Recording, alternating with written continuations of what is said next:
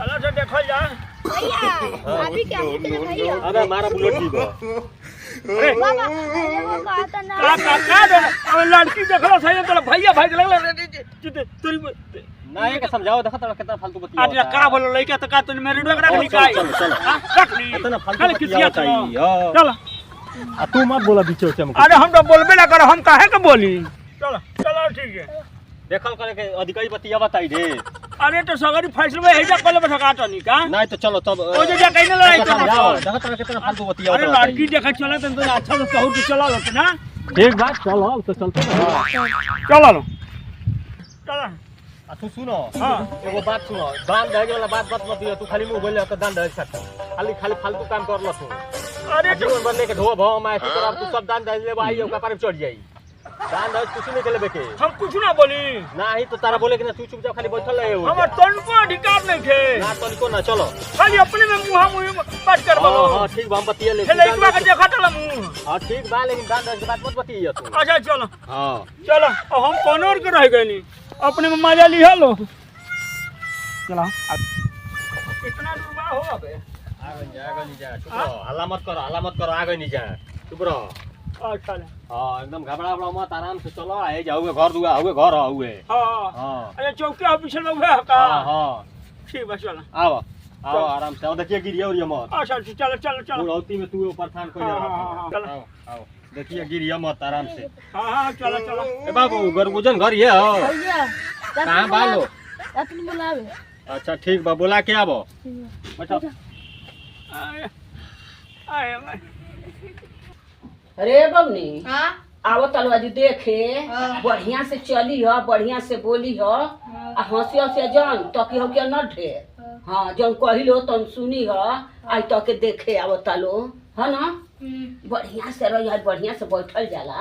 है ना ठीक बा हाँ जनलू बनी ठीक से रहल जाला है ना पापा के नाम पूछी लो अम्मा के पूछी लो भैयन का पूछी लो सबका नाम कहाँ रहेलू कहाँ ममहर ह कहाँ ननियौरा ह सब बताइए डे मत तनिको डे मत बढ़िया से रहल जाला सब आइल बालू देखे हां तो आइल बालो कब कहो देर के बैठौल नहीं बैठले मत कोई जा चलल जा अच्छा चलो आओ तनी जा चल आओ तनी जा चल कोई दिया बैठी सबे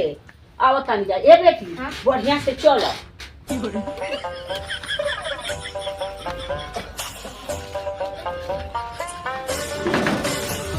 ए बेटी डेरैया जन हम पानी संगे न तनको डेरैया उरिया जन है ना का कोना टालो बैठी सबे अबे आवत तले लो हां कितना लेट होता अरे भाई माल कुला अपने थी परत होई लो जब घरे गार्जियन है त का होई हां ये ना बा मेरा यार का बड़ा लेट होता बात तो बोल लो हां गोड़ लागला बेटी गोड़ लागला ये खुश रह बैठी सब बैठ जा बनी बैठा बेटी बैठ नहीं ठीक बोलो लड़के खाए रहे दी रहे दी अच्छा देख ली पूछी पूछा जाई पूछ लो तू नहीं पूछली सब है पूछ ली है बहुत जुबान कहा ना हो बेटी तारा भाई बजबे नाम बाई तो अच्छा ठीक मम्मी के का ना हो बिस्तारा अरे बाप नाम तो गजबे बाटे काटा ठीक कहतड़ बात सही बाबूजी ठीक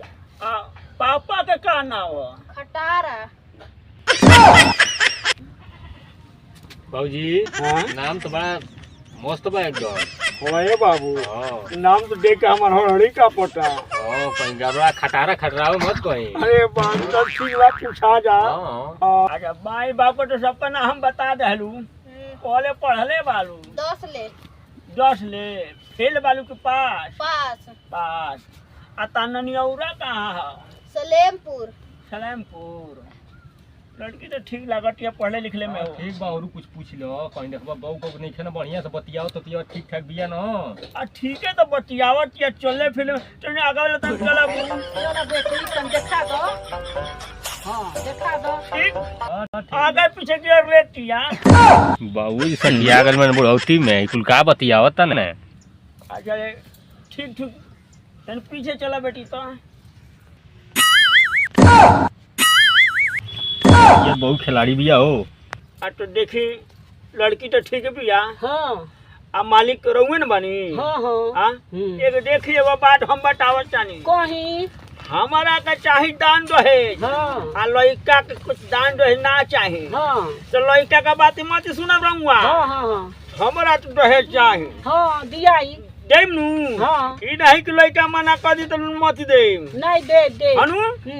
हाँ तो देखिए पक्का बात हो गई तो हो गई हाँ मालिक के बोलवा लेता मालिक के बोलवाई आप दिन बार रोपा जाओ अतरा पतरा देख ली है जाओ हाँ आ शादी ब्याह हो जाओ हाँ। हम बुढ़ारी में कोनो ठीक नहीं थे हाँ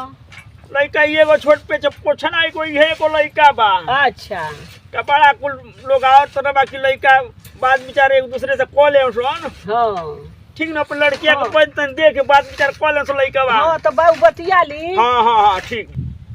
ठीक नु हाँ हाँ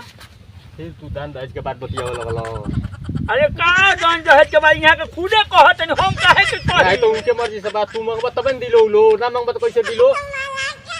अरे तो हमरा बुढ़ारी का उहे ने एगो सहारा बा कि चार मेहर रुआ लेके हम भारत का जीवन भर लेके हुए बैठबो खइबो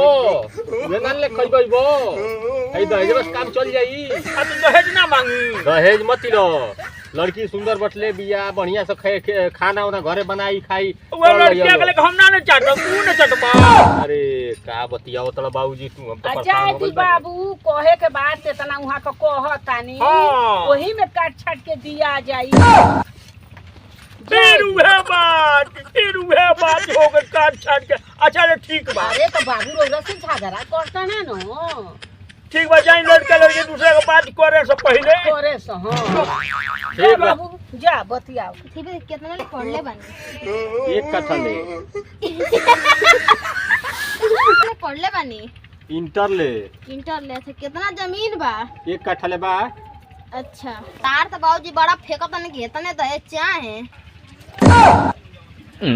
ठीक बा तब चलो जाओ ठीक न हमनी को निकल जाए लेट होई ठीक न ठीक बा चलो।